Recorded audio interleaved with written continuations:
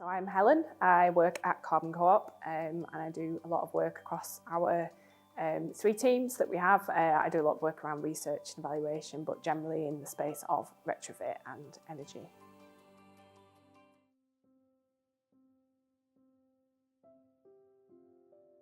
So I first started working in energy advice. It was my first job out of uni. So I worked at the time for my local council back home. So I worked for Blackburn with Darwen Council.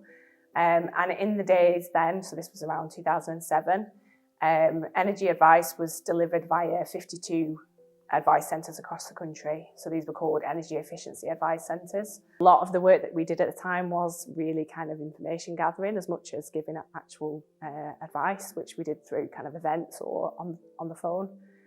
But we did an awful lot of putting questionnaires through doors. And that was with the intention of people filling out a home energy check. And that was basically used by local authorities as a way to report back to government. So after I worked in the Energy Efficiency Advice Centre, there was then a bit of a kind of a shift to the way that it was funded. So it became a little bit more regional. So rather than having 52 centres across the country, there were these kind of regional centres. So I worked in one in the southwest. Quite interesting if we look back to where the first pioneer like energy advice organisations really kind of came into being. So I'd probably characterise that as being like the late 70s. So there were a couple of organisations which were maybe a little bit hippie at the time. So there was the Centre for Alternative Technology, and they had a kind of a sister organisation that was more of an urban setting. And it's quite interesting when you look at some of the activities that they delivered back then, where they kind of essentially retrofitted an end terrace in an urban setting to show people what was possible around energy efficiency, which is interesting because that's something that we kind of increasingly maybe going back to, you know, showcasing local examples, the idea of kind of peer support and very locally based advice. So organisations like that, which the Centre for Sustainable Energy kind of was born out of that organisation in the late 70s, and are still very much classed as pioneers in the energy space, and very well respected. And a lot of that is down to the fact that they are, you know, seen as an impartial advocate for households. I'd say in like the early 2000s, we had this quite central model of energy advice that was quite phone-based, but also there was, you know, going out to events, chatting to people at stands. But really, I think we've been, with those models, you know, not really kind of hitting everybody with that. So, you know, phone lines are very much reliant on someone picking up the phone and wanting to ring you. It doesn't really take that advice to people who maybe aren't sure that they actually even need the advice in the first place, or you know, settings that people are comfortable with as well. You know, a lot of people don't want to speak to somebody on the phone. They'll be much more comfortable speaking to someone in person. With the rise of digital tools and the internet generally, there's an awful lot of information out there now, much more than there used to be.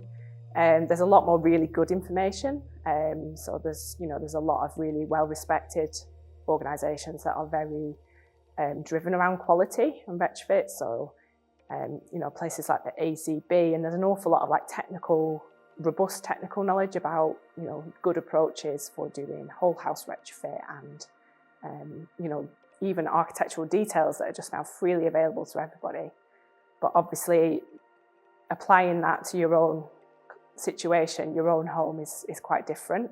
So although there's an awful lot of information out there digitally, it's not necessarily any easier for people to kind of navigate that and make sense of it, and to then make good decisions off the back of it.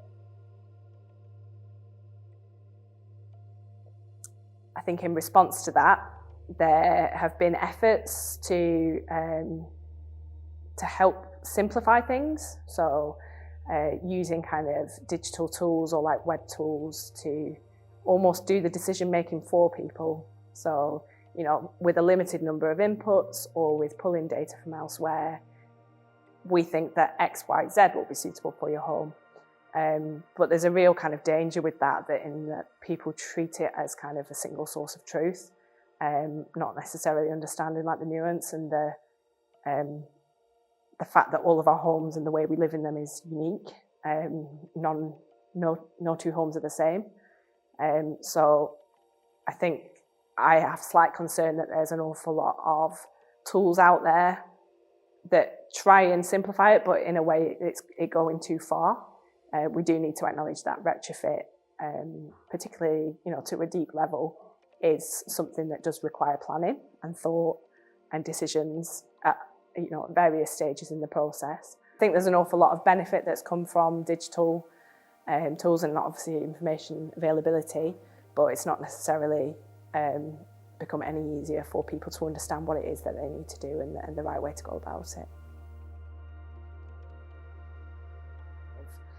Thinking that we can easily solve some of these issues with whizzy tools, which are, I call them whizzy tools, and some of them are really nice and you can see how there's a lot of thought gone into the design of the user interfaces and everything like that. But I think that there is a place for them, but they just really don't. They only take people so far, and you can't replace people really in that process. Like people with a good level of knowledge, who are able to talk to people in the right way, that is just gold dust, I think, and it's so important. And you can't design that stuff out, and the same goes for kind of technical expertise as well. So within Carbon Coat, we're not necessarily architects or engineers. We're not designing retrofit works, but we totally understand the importance of those roles, and